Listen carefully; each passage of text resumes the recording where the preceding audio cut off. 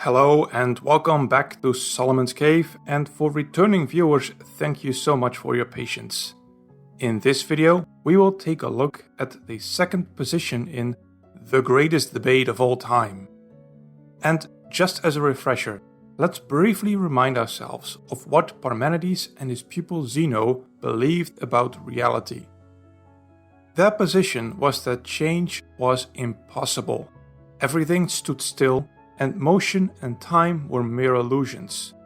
Parmenides' position can also be summarized by the statement, whatever is, meaning that nothing can come into existence or become something that it isn't already, because if it already is what it is becoming, then it already is.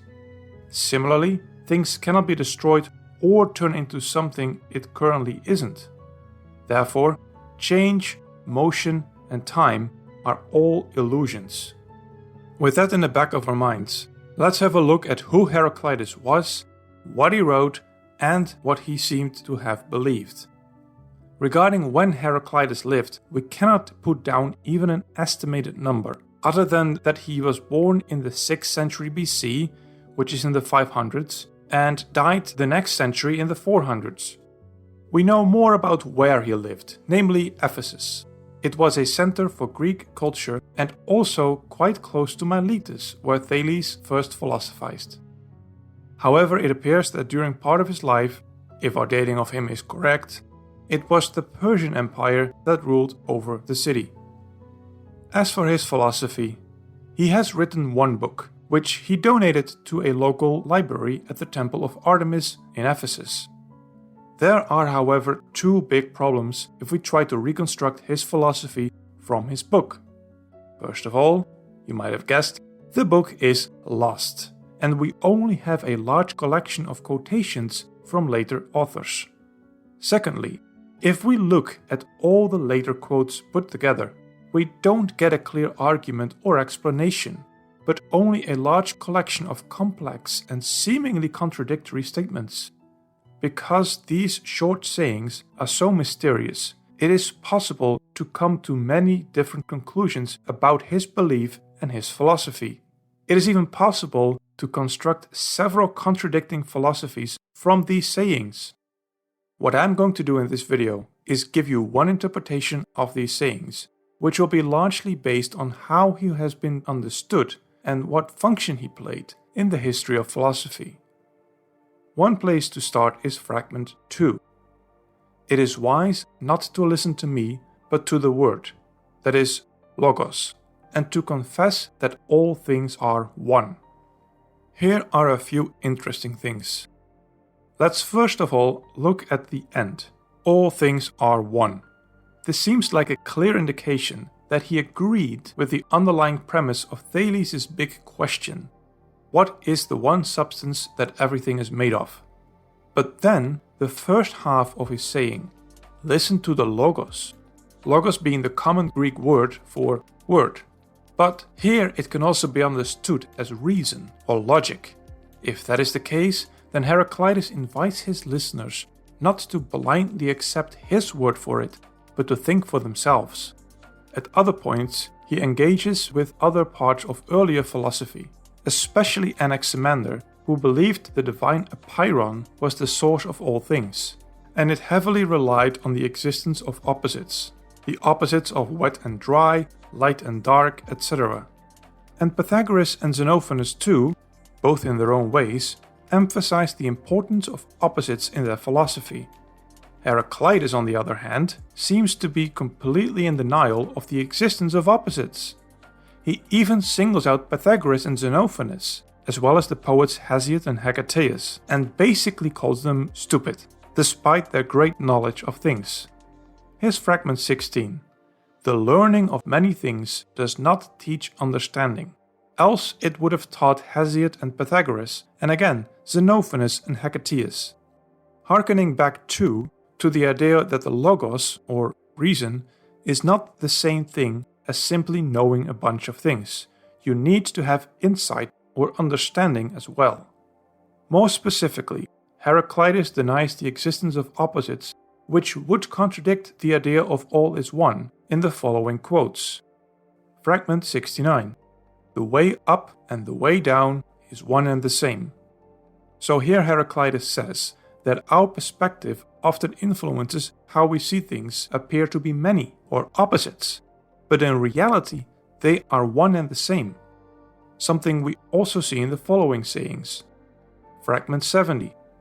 In the circumference of a circle, the beginning and the end are common. Or Fragment 50. The straight and the crooked path of the fuller's comb is one and the same. The lesson he learns from these examples is that what appears to be one thing, if you have a small perspective, may prove to be something else entirely once you change your perspective. Now it is time to delve into the thing Heraclitus is most famous for, his river analogy. If you've heard one thing about Heraclitus, you've heard his river analogy, or you may even have heard the river analogy without realizing or remembering that it came from Heraclitus. A popular version goes something like this. You cannot step into the same river twice, because the second time you step into the river has changed and you have changed. This is a combination of three of his surviving quotes.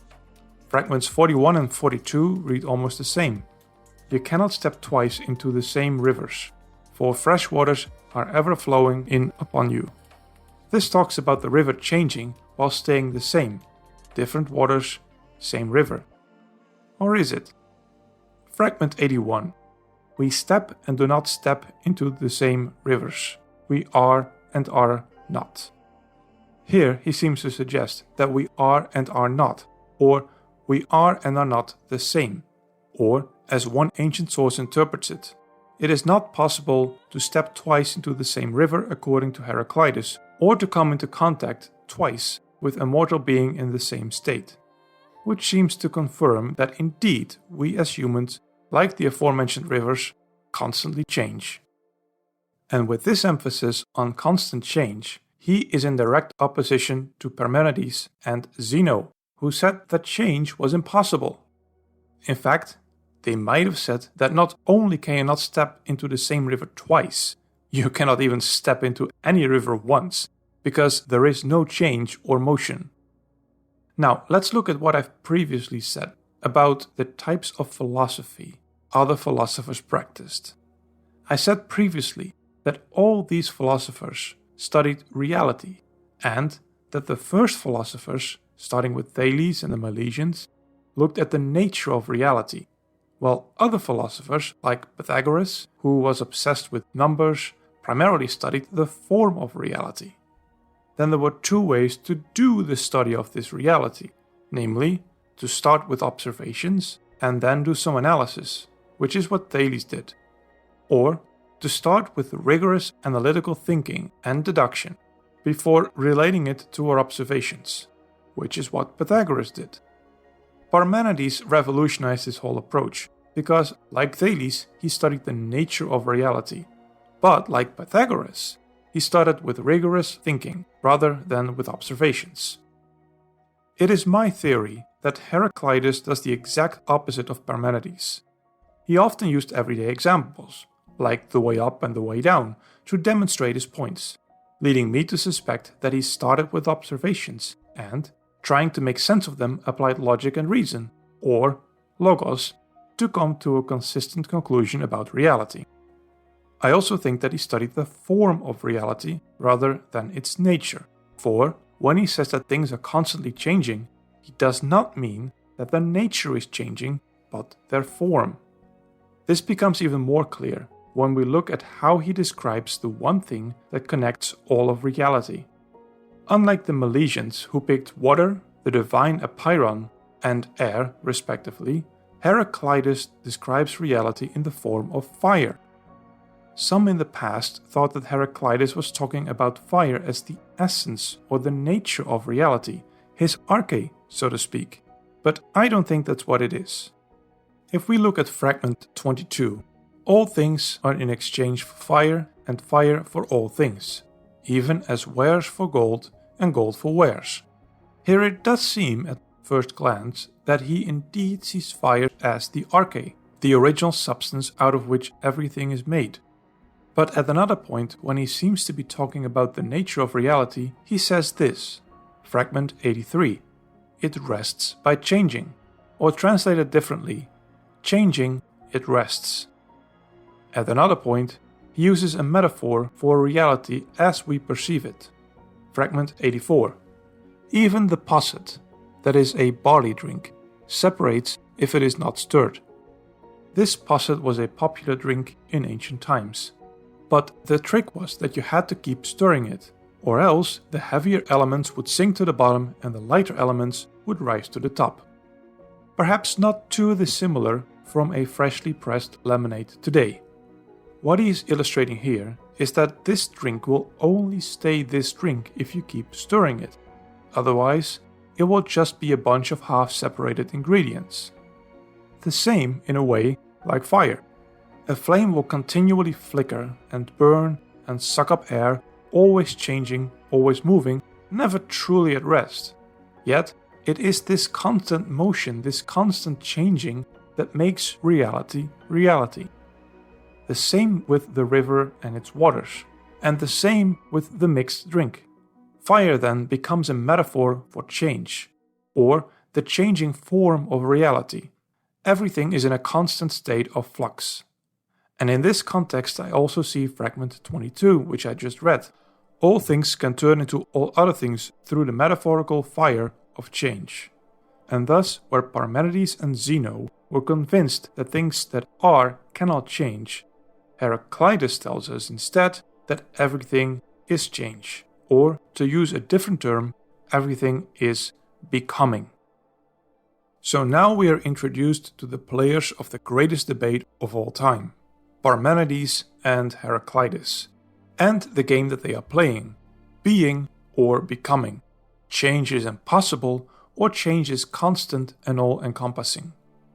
This principal clash of ideas, these opposite viewpoints, we will see again and again. For example, when you read Plato and Aristotle in antiquity, or Augustine and Aquinas in the Middle Ages, or René Descartes and John Locke in early modern times, or math and humanities in the universities today. Now there is one more aspect of Heraclitus' philosophy that deserves at least a mention, and that is his political philosophy. In his day and age, some Greek city-states, most notably Athens, had decided to rule themselves democratically, and Heraclitus had an opinion about it. It is stupid. It is stupid because most people are stupid, and stupid people put together aren't going to be any less stupid. Some people, he believed, were naturally gifted to rule, so they should rule instead of the masses. This will almost certainly go against your sensibilities, for most of my viewers either live in a democracy or perhaps wish that they did.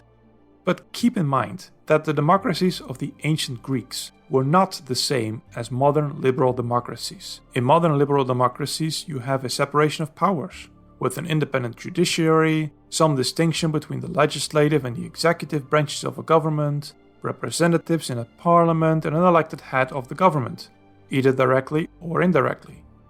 In fact, one could argue that since the Greeks had no checks and balances and no separation of powers, directly led to the death of Socrates, where a demagogue was able, with clever rhetoric, to whip up a crowd into a frenzy, and consequently democratically voted to execute Socrates. Though Heraclitus lived before Socrates, he seems to have been familiar with a tragic story of his own, from his hometown of Ephesus, where it seems they voted to exile a man named Hermodorus, a man whom Heraclitus admired. The reason I bring this up is because this view on democracy will later be challenged by philosophers like Empedocles, or affirmed by philosophers like Plato. Stay tuned for a companion video where I will read the known fragments of Heraclitus, after which the next Presocratic philosopher will be discussed. Like, subscribe, you know the drill.